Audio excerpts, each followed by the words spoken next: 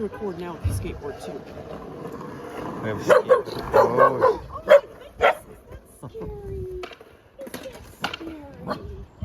No, please continue. This is our first time out. We want it actually.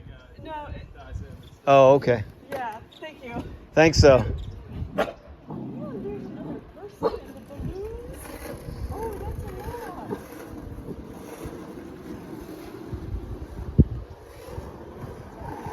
That was nice of him to ask to stop for us. That was very considerate. Even though we wanted him to continue, right? Well, Or no? actually, it was good that he stopped. Oh, okay. Because she was really overwhelmed. Oh, And so we don't want to keep her in that overwhelmed state. I see. That's Yeah. good to know. Good girl. Good girl. So I'm feeding her a little bit now just to be like, hey, let's calm down, let's have fun. She hasn't totally forgotten that she was just stressed out. Yeah. And what you would see is some residual anxiety if, let's say, another person comes by real close to us, and maybe previously she would have just been like, oh, it's a person. But with the residual stress, she might bark if just a normal person goes by. Gotcha. So that's something you want to be aware of if she does have a scary experience like that. Okay. And now, let's look at our... Oh, and there's the skateboarder again. So let's see what happens. So he's farther away. Yeah. I'm going to see if she looks over in that direction and shows me that she's noticed that he's back. Because she was so focused on the treats right there. I'm not sure she even heard the sound or saw him. So I'm going to just pause. Oh, you heard a noise. What a good girl. Good baby, yeah. In order to help her feel better about what we call triggers, anything that makes the dog nervous or overexcited, you have to make sure that the dog noticed the trigger, and then you bring out the treats and praise and play. Yeah. Because if she didn't even notice it, then she's just like, oh, cool. Yay, good girl. Now we're gonna have it. You're doing this for no reason. Yeah. So then it's not helping. So there he came back again. She didn't do anything. Yeah, good girl. Now we have a big noisy truck. Yeah. And then you also want to make sure that you don't accidentally do it backwards, where you're giving her treats and then she notices the skateboarder. Because if, whoops, the guy comes right around the corner and scares her, what is she going to remember? I was eating treats and then a really scary thing happened. And so you can refer to as poisoning the good stuff that you're giving her. She will associate that actually treats mean bad things happen. But if, on the other hand, so she looked at the truck and she came back to me, wonderful. Truck, you come to me and you get good stuff. That's right. Good girl. Good girl. So I'm going to, now there's a quiet moment. I'm going to very slowly walk closer toward the balloons. Yeah. And I'm going to do it really slowly so that she has plenty of opportunity to notice the balloons while we're still farther away. So you're not like totally on top of him, and then she's like, holy crap. She looks up and, oh my God, there's a monster right there. Yeah. So I pause my treats, I let her notice, okay, treats seem to have stopped, and we're just going to walk really slowly now. And if she just were to stare at me nonstop, I would, like she is right now, I can show her empty hands. I can also just stand in one place and be really boring and wait for her to look away from me and around at other stuff. Okay. And the wine bear is like, what's going on? What are we doing? She heard that crinkle again from you. So I'm going to let her go up just to like see, yep, you're here. Everything's fine. Oh, you don't need that? You don't need any more reassurance? Okay. So I'm good. All right, in that case, Tulip, good girl. Good girl. Go slightly closer to the balloons. And then again, I'm going to pause. Let her get bored of looking at me. Look around. That shake off was her calming down after something stressful. So it's a good sign that she goes, okay, I'm okay. I just let the leash stop her from pulling all the way over there, because I don't want her to learn when you feel the tension, you just keep going and you'll get where you want to go. I want her to learn that's a boundary. Yes, that's a good choice to come back to me. And she did a little whine there of frustration, but I want to go over there. So I rewarded her when she came back to me. And again, good girl.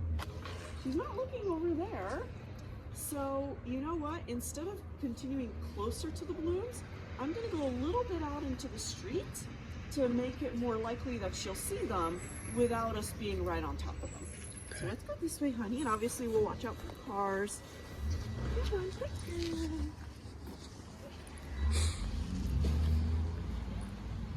And now I can pause again, let her look around. Checking out the rocks.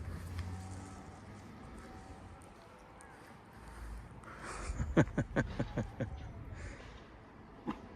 you see them? Did you see those balloons? Good girl. It's, I don't care about the fact that she barked and then I gave her a treat. Yeah. Because if I continually teach her, when you see balloons waving in the air, you're going to get a treat, she'll stop barking at them. Yeah. Because she'll associate, oh, good stuff happens. Right. Now, it does mean that she was nervous, and I don't want to constantly put her in situations where she's nervous enough that she's barking. Yeah. Because that will make it worse over time. Right. I'm gonna try and turn in that direction again. See if she looks over. And I'm using the leash to keep her from going all the way over there. She's whining because she doesn't like that. Yeah, you see the skateboarder. Good girl. So that was a perfect rep. She noticed all of a sudden, oh, that skateboarder is back. She looked calmly and she got a reward. She was wagging her tail. She was happy to come to me for the treat. So now she's going to remember, oh, skateboarders mean good stuff for Tulip. Very cute puppy. Yeah, plus it is windy. There's a lot going on. Yep. And every puppy will want to chase stuff when it's windy. And for the most part, you just let them grow out of it. You just make sure you're not letting them rehearse.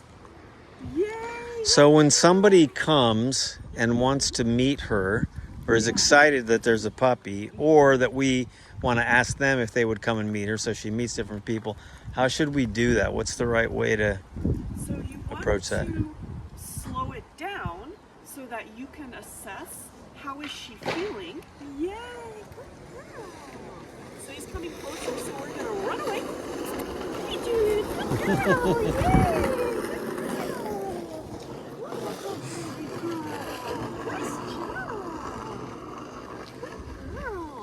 Oh, there's another dog. I put a bunch of treats in her face because I wanted her to not pause and look and go, oh, he's going right towards me. Yeah. And I'm sure she heard him, but she was really focused on the treats and wagging her tail and happy to go. So I successfully avoided that being another scary experience for her. And looks like he's heading home. If he were going to skateboard right around there, I would let her look again at this greater distance, not coming right towards her, and I would continue to do, oh, you saw a skateboarder, here's a treat. You saw a skateboarder, here's a treat. I'm going to stand up now so that she's not like, oh, you're feeding her, you know. Unfortunately, yeah, we had that dog walk right by, and then they went out of sight really quickly while I was talking. So we missed that opportunity, but there will be more. So let's see. Let me see if I can get just a little bit more with the balloons before we go back. Yeah. So wait for the truck to go by. Yay, good girl. So she barely glanced at that truck and looked at me. That means she didn't have any big feelings about that truck. I did go ahead and reward her. Yay, good girl. Because I really like that orient to me behavior. But I don't need to do anything special for her about trucks going by. Besides just the regular, yep, that happens. And if she happens to look at me, she'll get a treat. Whereas with the balloons, she needs me to be very careful about having them around, and she needs a desensitization protocol, which is you give her little doses, yes, good girl, little doses of noticing balloons paired with good stuff. Here comes another dog. It's a little one. Wonderful, okay. So, and they're coming this way, so I'm going to add a little bit more distance just in case. It's always better to start off farther away than you need to. And then if the puppy goes, oh, that's no big deal. Right. But if she does think it's a big deal, I don't want to be too close. Oh, it's okay, baby. I got you.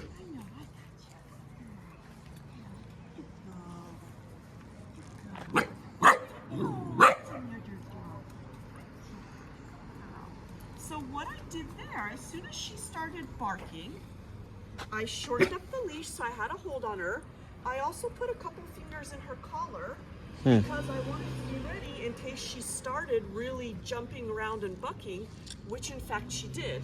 And I had a good hold of her, as opposed to she's bucking like a bronco and she's 3 feet away from me. Yeah. And then when I saw, oh, she's like really jumping, and there was a moment that she twisted, so my fingers were here and she was going backwards. Well, I really don't want to take a chance she's going to slip out of the collar. Yeah. So that was when I put my arm around her and I just held her just enough that she couldn't go forward or off to the side. I didn't fully restrain her. Hi, I know. She's like, oh, don't do that. The vet did that. It was scary. So I didn't squeeze her into my body. It was just gently placing my arm around her, just enough that she wasn't jumping and pulling and lunging toward the dog, and she wasn't going to slip out of the collar. Okay. And then I offered her treats, and there wasn't anything more I could do in that moment to make the situation better for her. Then we just waited for the dog to pass. But now I know that she's going to need a more careful desensitization program to be calm when seeing new dogs. That's very common with puppies. The vast majority of the time, as long as you just do slower introductions, they get right over it. They learn. I don't need to get worked up about other dogs. But what you don't want to do is have this happen over and over. We sit by the dog park and she's constantly barking and jumping about other dogs. Yeah. This is the first small dog she's encountered. Most of the other dogs she's encountered have been big dogs. Yeah, so that was different.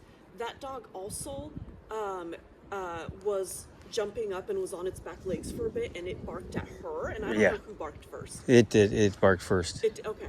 So that also made it more intense for her. Yeah, yeah. And then it also kind of came out of nowhere. She wasn't paying attention, and then she looked over, oh, there's a dog. Yeah. So all of that together means that she had this bigger emotional response, startled and anxious and excited, and it was all mixed together. She's going to have a play date with a pug. A pug, yeah. A little pug, so she'll have a little dog to have some interaction with soon. And it'll be coming most likely to our house, so it'll be... are you done with the balloons? You want me to keep videoing, or? So I'm not going to do anything with the balloons anymore because that was... Oh, who's that, huh? You good girl, good girl. She just had a lot of emotional experiences, and I don't want to keep piling on top of that. Yeah. Now with that person, again, it was a little bit of a startle. Right, And then they also had their hood up, and I think they had a scarf or a mask or something. Okay. So on top of that, their face was obscured. And to a dog that hasn't seen a lot of that before, that can be really scary.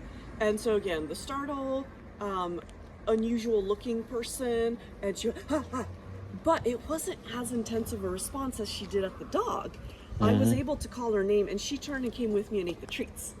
Whereas with the dog, she ate a few treats and then she stopped even taking them because she was too busy barking. So, do you want me to keep videoing? I'm happy to do it. Just for a moment. Yeah, that's fine. Yeah, just wasn't sure how much you want. It's really handy for me to actually get this narration. That's fine by me. Video. Thank you for asking. Sure. So as soon as she started barking, I intervened to help her out. I was able to get her to turn and move away and happily eat the treats. Very good. If she had been able to do that with the little dog, then I would have had her just follow the treats farther away. Okay. So again, just tells you less of an emotional intensity at seeing that person compared to seeing that dog. And then that informs how we're going to do her training and her socialization going forward. Okay. What's that? Oh, way over there you see someone. Hi, good girl. So Oh, I checked what was going on. It's that to make little sure dog. It was a safe situation. Yeah. And then I did happy talk because I want to reassure her and have her turn to me when she's nervous. So I don't want to tell her you're not. Oh, there's a bicycle. Ooh. Oh, She didn't even see it. shoot. If I try and punish her, no, you're not allowed to bark. She's gonna learn that was scary and I'm scary. I really want her to trust me. So happy talk got her to look at me, then the treats came out, and I used the treats to lead her farther away so that she could calm down. Okay. Okay, and now you can pause the video. So you don't want to have her still